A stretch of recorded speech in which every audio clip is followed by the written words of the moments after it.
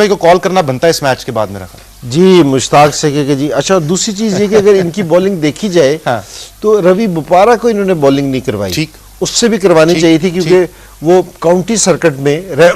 Regular bowler है और England की तरफ से भी उसने काफ़ी बॉलिंग की है। जहां किसी भी बॉलर्स को हेल्प नहीं मिल रही थी तो वहां मेरे ख्याल में अगर ये ट्राई करता मुख्तलिफ बॉलर्स को और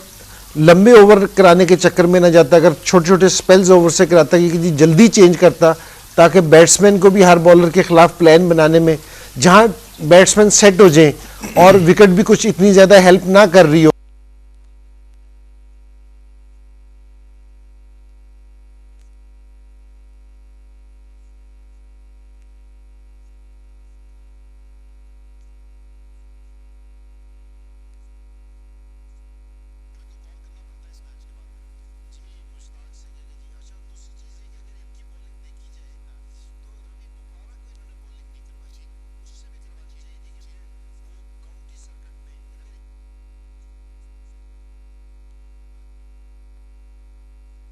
करे सॉरी, कभी स्पिनर ले आए, कभी फास्ट बॉलर्स लगा दे, लेकिन इस दफा इंग्लैंड की टीम में स्ट्रॉस काफी मेरा एक्सपीरियंस कैप्टन है, लेकिन बास टाइम मिस्टेक्स हो जाती हैं। अंडर प्रेशर थे, बहुत अंडर प्रेशर थे कि तवक्को नहीं कर रहे थे कि जी मेरे साथ ये हो सकता है कि आप है ना चेंजिंग बहुत जल्दी जल्दी करते हैं, तो यहाँ चेंज भी आपको नजर नहीं आई और रवि बुपारा मेरे ख्याल में कि आपके पास ऑप्शन थी। अच्छा अब हम अगर फ्यूचर की बात करें, अब जो अगली इनिंग्स आने वाली है इसके अंदर नीदरलैंड की टीम आपने कहा ऑन द हाई होगी, तो one thing that we can expect is कि फील्ड में वो जान बहुत मारेंगे, तो फील्डिंग उनकी बड़ी अच्छी होगी, बॉलिंग भी उनकी अपनी एक्सपीरियंस के हवाले से जो भी है वो दे गो ऑल आउट। इंग्लैंड कैसे अप्रोच करेगा ये 293 के इस टारगेट को? ऑल्दो इस ग्राउंड में अभी इससे पहले जो 2 मैचेस हुए हैं उसमें 600 रन दोनों इनिंग्स में बने हैं, दोनों मिला के, और हमने सुबह भी ये बात की थी, तो अगर नीदरलैंड ने स्कोर कर लिया 292 तो देयर इज अ पॉसिबिलिटी कि इंग्लैंड भी ये चेज कर लेगा और आसानी से चेज कर लेगा। लेकिन इनसी भाई 293 is not an easy target to chase, क्या अप्रोच होनी चाहिए इंग्लैंड की और क्या होगी? नहीं जी, बिल्कुल इजी टारगेट नहीं है 292,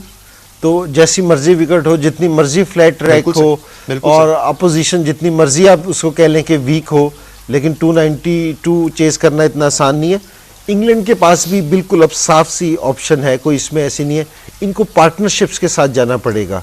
और इनके जो से टॉप ऑर्डर है, टॉप ऑर्डर में से एक प्लेयर को लंबा खेलना पड़ेगा। अगर कहीं इसके बाद 290 के बाद अगर इंग्लैंड की विकेटें जल्दी गिर जाती हैं,